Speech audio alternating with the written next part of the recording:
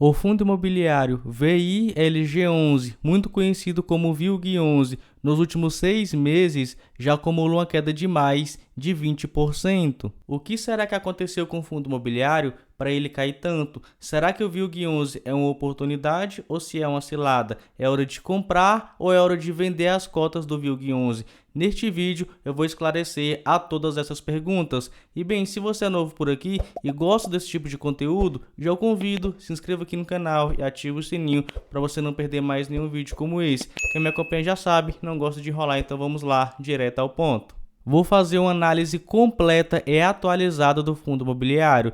Ele teve ao seu início em dezembro de 2018, então já está no mercado há bastante tempo. Temos aí como gestor a Vinci Real Estate e como administrador a BRL Trust, que cobram as seguintes taxas. Temos aqui uma taxa de administração que varia de 0,75% ao ano a 0,95% ao ano, a depender do valor de mercado do fundo imobiliário. Ainda temos aqui uma taxa de performance de 20% do QCD, o IPCA, mais 6% aí na forma de rendimento. Como é muito difícil um fundo de tijolo conseguir isso aqui, na minha opinião, é uma taxa bem tranquila. E repare que atualmente o fundo possui mais de 150 mil cotistas. Logicamente, ele deve ter uma boa liquidez, né? Muitas pessoas comprando cotas e muitas pessoas vendendo cotas. Repare que no último mês, março de 2023, temos aí uma liquidez média diária superior a 2 milhões de reais. Na minha opinião, para um fundo ter uma boa liquidez,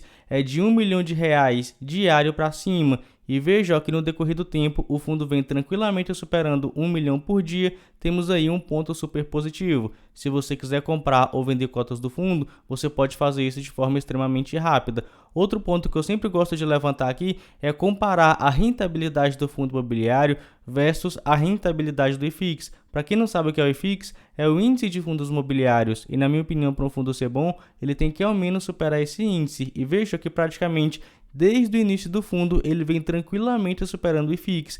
Mesmo aqui, naquela época, lá no início daquela crise sanitária, tivemos aí, umas baixas bem enormes, mas o fundo continuou acima do IFIX. E atualmente continua, acima do IFIX. Então temos aí outro ponto positivo, o fundo é bem lucrativo. Ainda mais porque, né, repare bem, o fundo caiu bastante, mais de 20% nos últimos 6 meses. E mesmo assim, ele continua superando o IFIX. Mas vamos continuar aqui e entrar na carteira do fundo imobiliário. É bom ressaltar que o fundo é de tijolo do segmento de logística e atualmente possui um patrimônio líquido beirando aí 1 bilhão e 680 milhões de reais. Para ser exato, temos aqui 1 bilhão e 677 milhões de reais em forma de patrimônio líquido, mas é bom ressaltar que o fundo está endividado. Temos aqui uma dívida de 271 milhões de reais, o que representa aí uma alavancagem de 14,3%. Cara, na minha opinião, é uma dívida extremamente tranquila.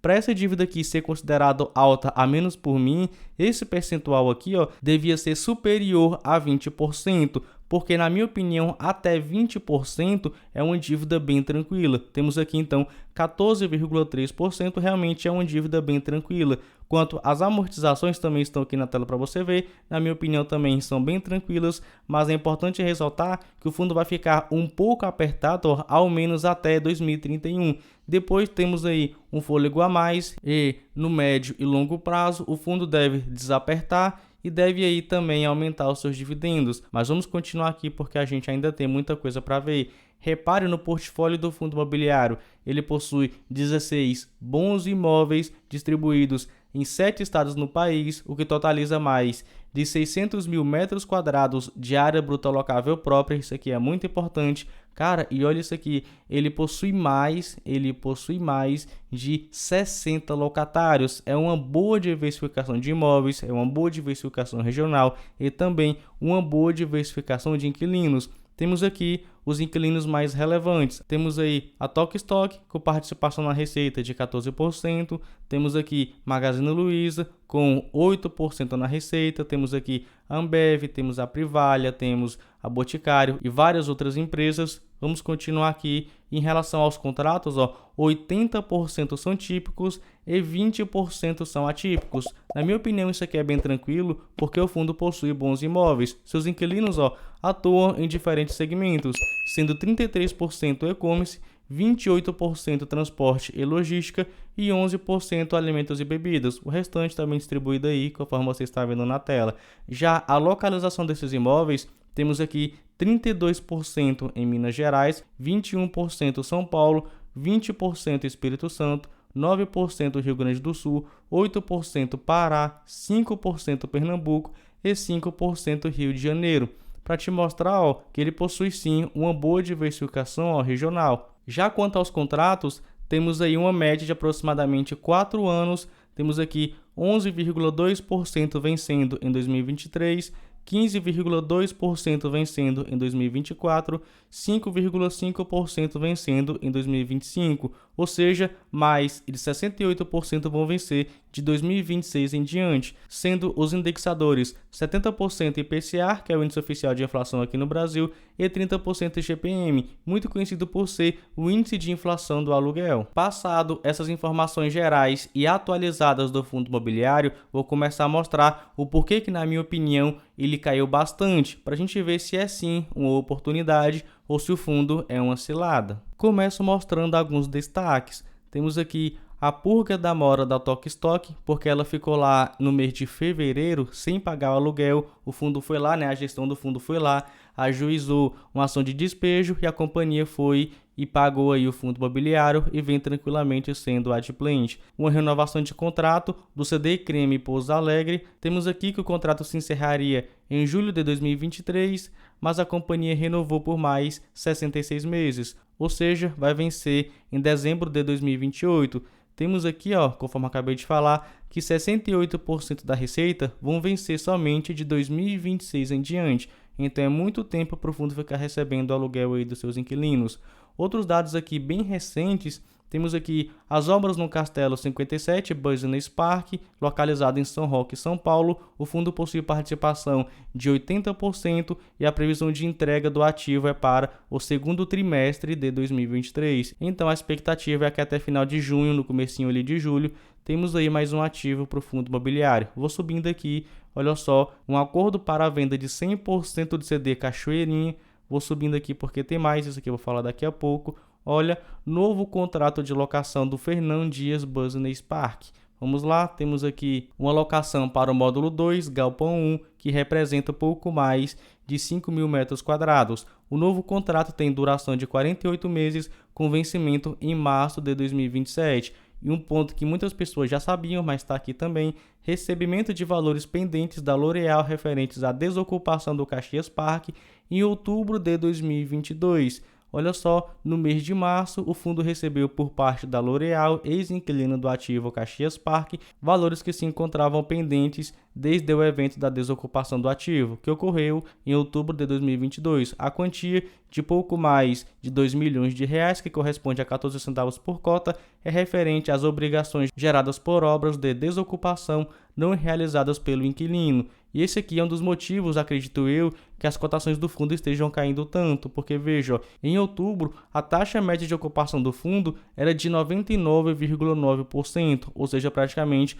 todos os imóveis do fundo estavam alugados, mas agora temos aí 89,6%, ou seja, um decréscimo aí de 10%. Uma questão bem importante também é que recentemente a Tok Stock deu trabalho para o fundo imobiliário ficando inadimplente. Já temos aqui em fevereiro uma inadimplência de 14,7%, mas logo a gestão fez o papel dela, fez o trabalho dela e a Tok Stock pagou aí o que devia e agora está adimplente. Então temos aqui que em março está tranquilo, todos os inquilinos do fundo estão pagando tranquilamente. E isso representa, ao menos uma estimativa para a distribuição no segundo trimestre de 2023, um valor aí de dividendo entre 65 e 72 centavos.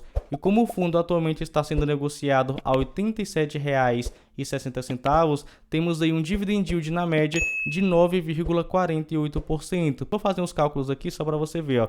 Eu sei que está aqui segundo trimestre de 2023, mas vamos jogar um ano para ficar mais fácil a conta. Vou pegar aqui, ó, 0,65, vou multiplicar aqui por 12. E agora eu vou pegar outra calculadora para fazer o máximo aí, né? Temos aqui 0,72 vezes 12. Temos aí, então, um dividendo entre R$ 7,80 e R$ 8,64. Lembrando que o fundo está falando aqui, ó, apenas o segundo trimestre de 2023. Então, pode ser que no futuro esse valor seja um pouco maior ou um pouco menor. E o fundo está sendo negociado a R$ 87,60. Então, eu vou pegar aquele dividendo e vou dividir por esse valor da cota. Ó. Então, vamos lá, vou pegar aqui esse dividendo de 87,60, vou multiplicar por 100 para a gente achar o dividend yield. Aqui a mesma coisa, eu vou dividir por 87,60, vou multiplicar por 100 para a gente ver o dividend yield. Temos então um dividend yield projetado entre 8,9% e 9,86%. E é bom ressaltar que atualmente, ó, o fundo está cobrando o aluguel um pouco menor do que o valor de mercado.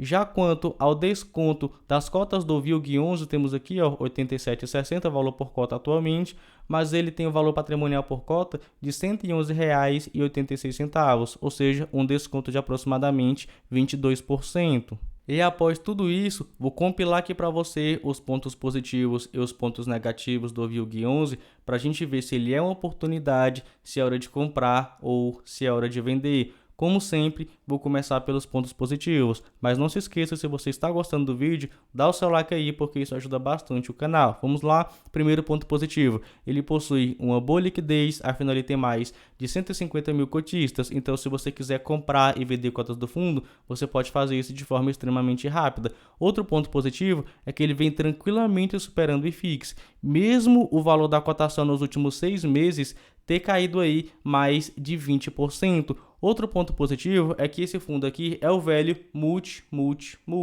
ou seja, multi-usuários, multi-imóveis e multi-regiões, porque ele possui 16 bons imóveis localizados em 7 estados diferentes, locados para mais de 60 inquilinos. Outro ponto positivo é o seu dividend yield, a menos o que eu projetei aqui, temos aí superior a 9% no próximo ano. Pode ser que seja um pouco mais ou pode ser que seja um pouco menos. Na minha opinião, um dividend yield do fundo de tijolo do segmento de logística superior a 8%, na minha opinião, é bem tranquilo. Outro ponto positivo é o seu preço. Temos aí um desconto de aproximadamente 22% frente ao seu valor patrimonial, mas temos também os pontos negativos. Temos aí um aumento de 10% de vacância, isso logicamente pode impactar os dividendos do fundo imobiliário e ele começar a distribuir menos. Temos aí também a Tok Stock. Eu sei que por enquanto ela está adimplente, mas quando uma empresa dá um problema, cara, é um sinalzinho ali para a gente começar a ficar em alerta. Até porque essa companhia aqui é responsável por cerca de 14% da receita do fundo imobiliário. Então, na minha opinião, ela é um risco atualmente porque ela atrasou aí. Eu sei, posso estar sendo bem precipitado, mas eu gosto de trabalhar nessa linha, né? Gosto de ser um pouco mais conservador. Outro ponto também para a gente ficar de olho é que o fundo imobiliário atualmente está com dívida, mas é uma dívida bem tranquila, uma alavancagem ali de em torno de 14%. O fundo pode tranquilamente continuar aí pagando essas dívidas e logicamente honrando também com os dividendos dos cotistas. Então, quando eu levanto aqui os pontos positivos e os pontos negativos, lembrando que agora eu vou dar a minha opinião e de forma alguma é recomendação de investimento. Na minha opinião, o VILG11 é uma oportunidade, eu não venderia, apenas compraria mais, porque temos aí